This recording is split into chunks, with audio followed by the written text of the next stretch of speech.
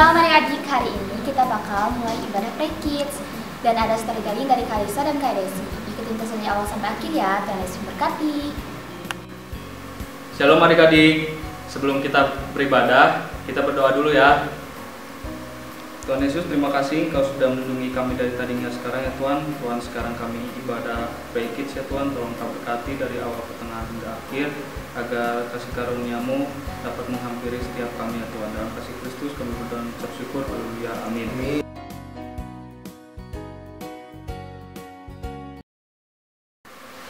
Adik-adik, sekarang kita akan mengangkat satu lagu pujian, yaitu Setinggi-tingginya Langit. Setinggi-tingginya langit, lebih tinggi kasih Yesusku.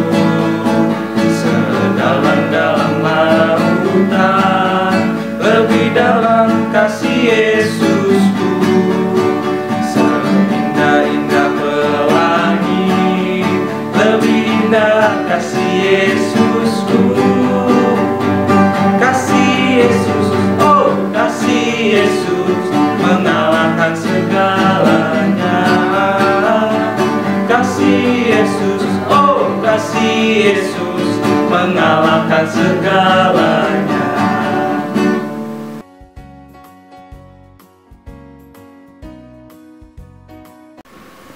Adik-adik, kita mau masuk ke dalam penyembahan. Siapkan hati, pikiran, dan jiwa kita. Kita akan bernyanyi.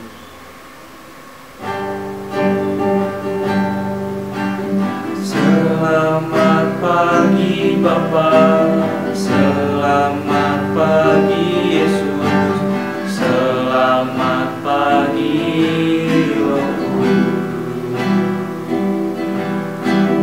Terima kasih atas anugerah-Mu semalam telah berlalu.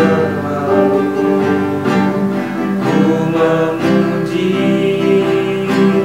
ku bersyukur, memuliakan nama-Mu. Allah Bapa, Putra, Roh Kudus, terima kasih.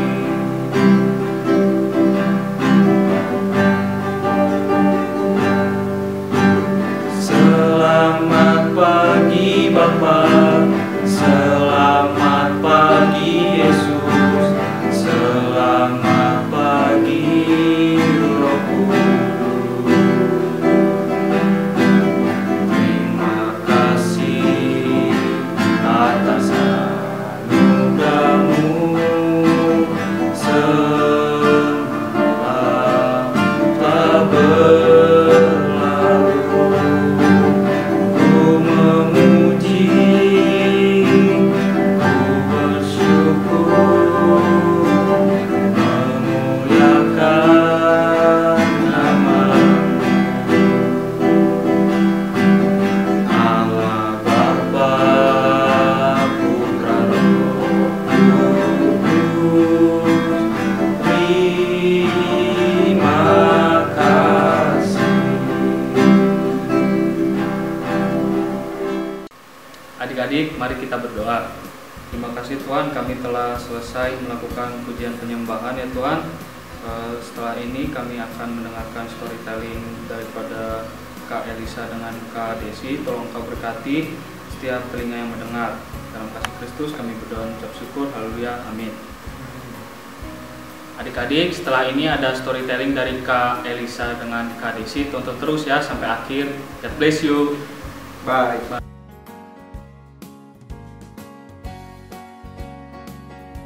Shalom adik-adik. Hari ini Kak Desi dan Kak Elisa akan menceritakan sebuah cerita.